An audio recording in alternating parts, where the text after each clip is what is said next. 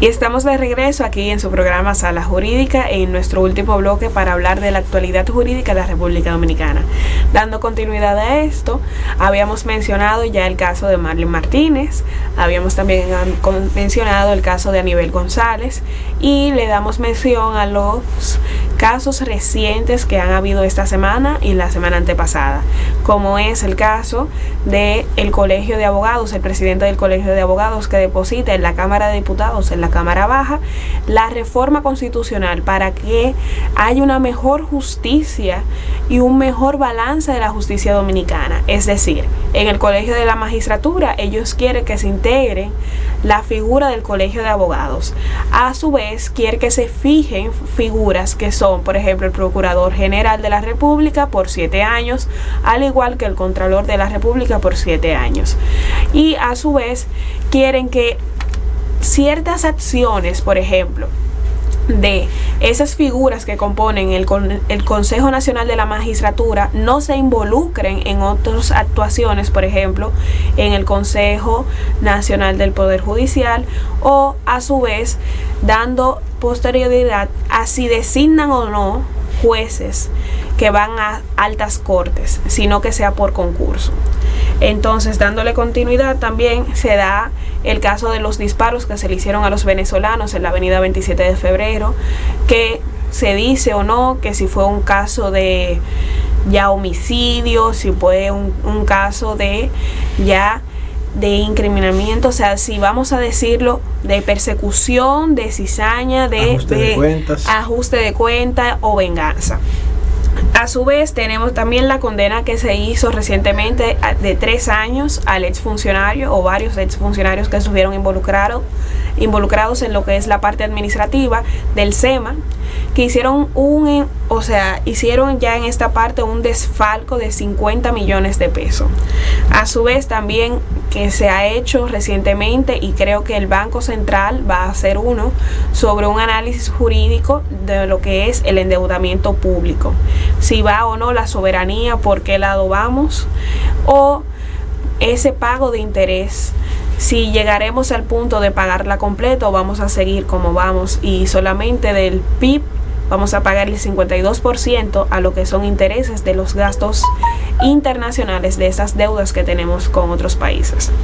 A su vez, vamos a quedarnos con el tema y a debatirlo en lo que es todo su amplio renglón, que es el caso del llamado César el Abusador.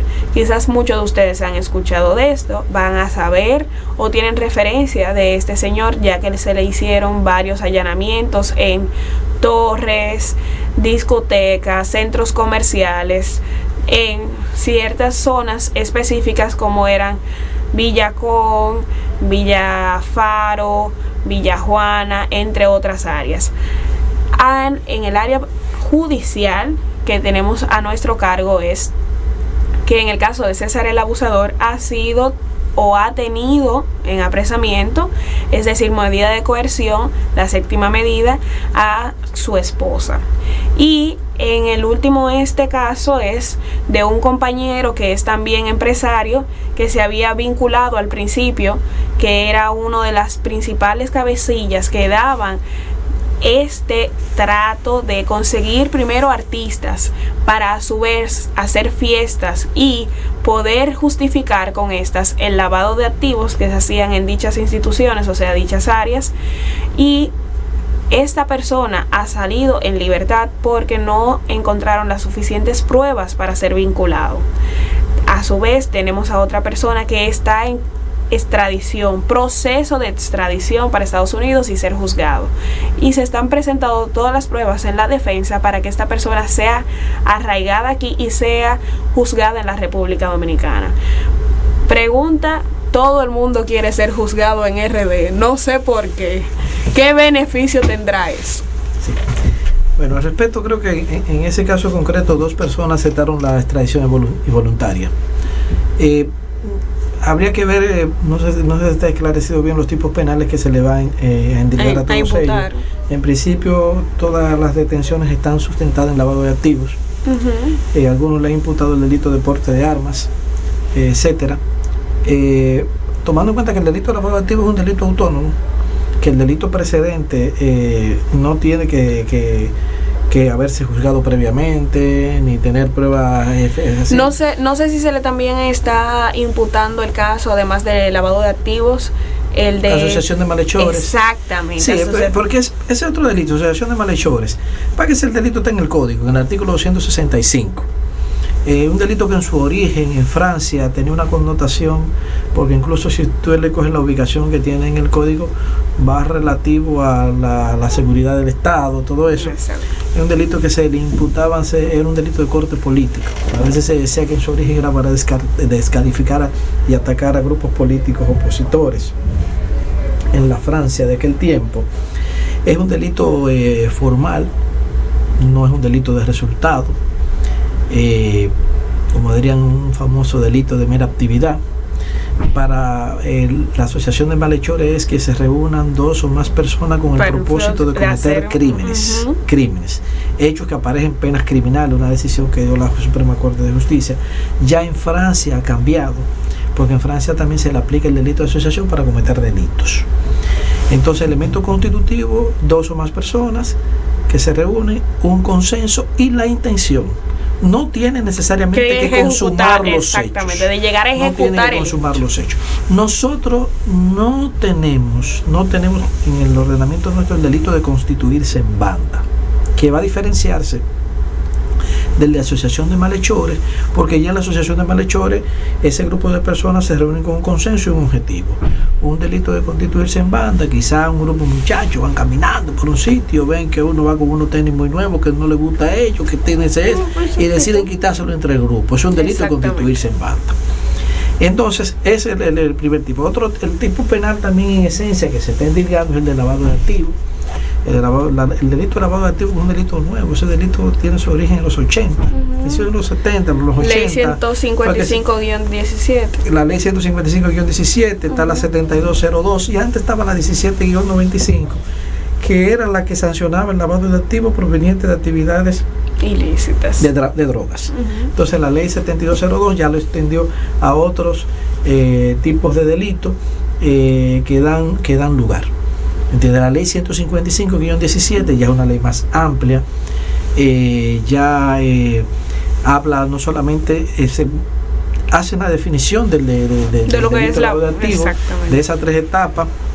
¿Y quiénes son de la colocación, de la estratificación y de la quiénes son los integración. actores de la misma? Sí, entonces también ya una ley que establece los objetivos y ya con relación a los delitos precedentes hace una descripción muy extensa de todo tipo de delitos, que va lavado de activos, delito proveniente de trata de personas, delito proveniente de tráfico de armas, delito de fondos provenientes de la corrupción, delito de tráfico de personas, etcétera. Es una gama muy amplia que da en su mismo artículo 3. Entonces todos los artículos, todas las infracciones que le sirvan de precedente, e incluso hasta se habla de delito de corte tributaria, de evasión de pago de impuestos, que eso en España a veces es muy debatido, de que si ya usted deja de pagar impuestos, entonces ese dinero que usted dejó de pagar impuestos, usted lo hace en otra actividad, usted está lavando activos. Bueno. Una cuestión muy complicada. Sí. Entonces también la ley misma también después trae lo que le llaman las infracciones asociadas al lavado de activos, que esa va con el incumplimiento de parte de las autoridades, de los sujetos obligados a informar o a ocultar o a traspasar actividades que puedan ser sospechosas, entendente que son procedentes de lavado de activos. En este caso vinieran actores, por ejemplo. En ese caso no ha involucrado ninguna persona en esa claro, pero ya explicando lo que es la ley 155-17, esos actores, por ejemplo, que tienen que dar información de cualquier acto sospechoso, vienen siendo los bancos, las casas financieras, asociaciones. Están los que son obligados y los que no son obligados, etcétera. Y ya eso son áreas muy técnicas, ¿me entiendes? Incluso también otro aspecto importante que trae esa ley, el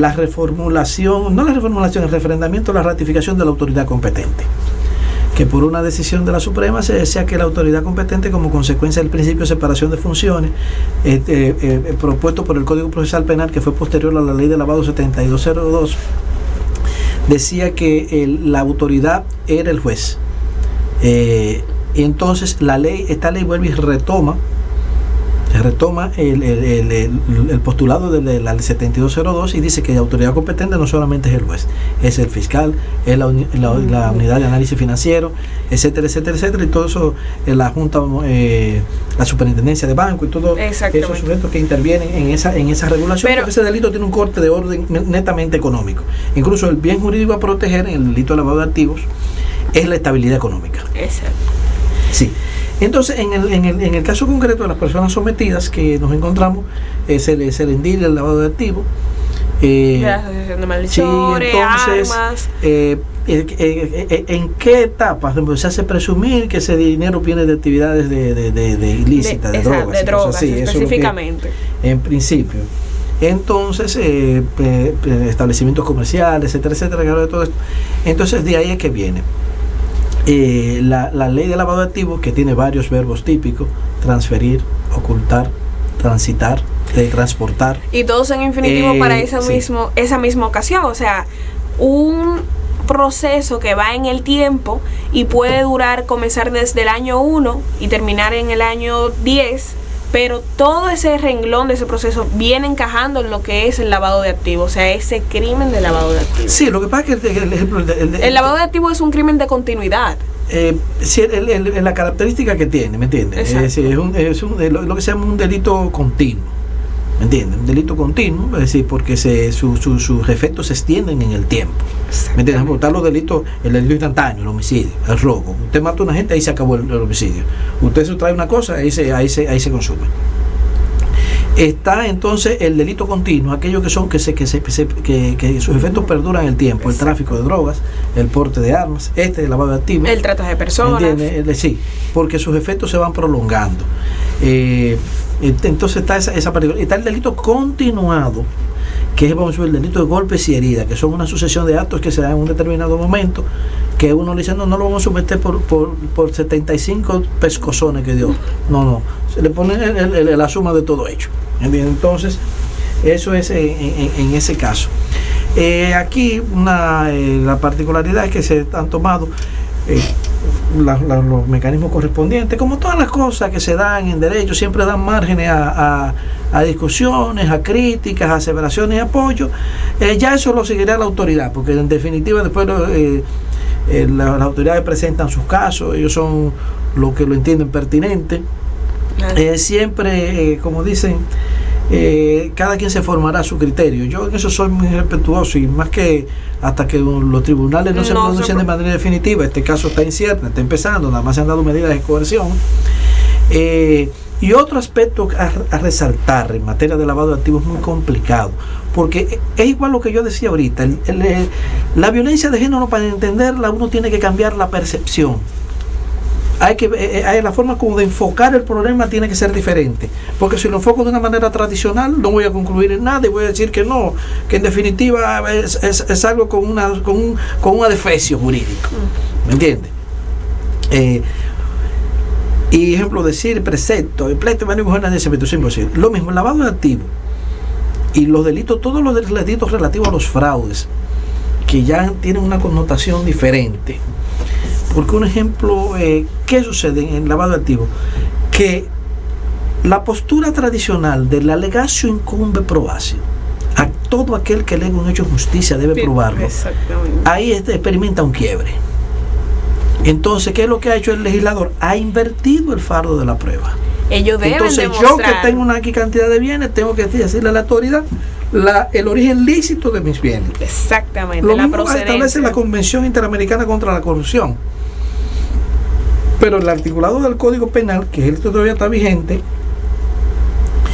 no prevé esa particularidad. La Constitución sí la prevé. Y otro aspecto también, vamos a suponer, en el anteproyecto del Código Penal, que ahora introdujo un nuevo texto, que es lo relativo a los concursos, es decir, las compras, las licitaciones que se hacen al Estado.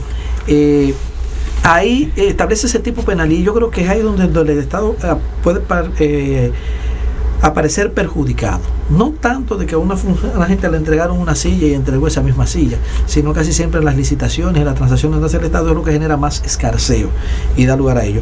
Entonces, es importantísimo que esos delitos son muy técnicos, y la prueba en lavado de activos, y con eso cerramos, es que es una prueba indiciaria.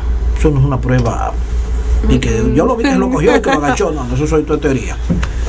Es así. Para el delito de lavado de activos deben de tener una prueba, vamos a decir, sustantiva, literal, y tener ese arraigo de esas pruebas. No pueden ser unas pruebas indiciarias, esencialmente. Exacto, no pueden ser porque tienen que establecer diagramas de vínculo y no va a encontrar pruebas concretas. Exactamente, no pueden ser pruebas ficticias.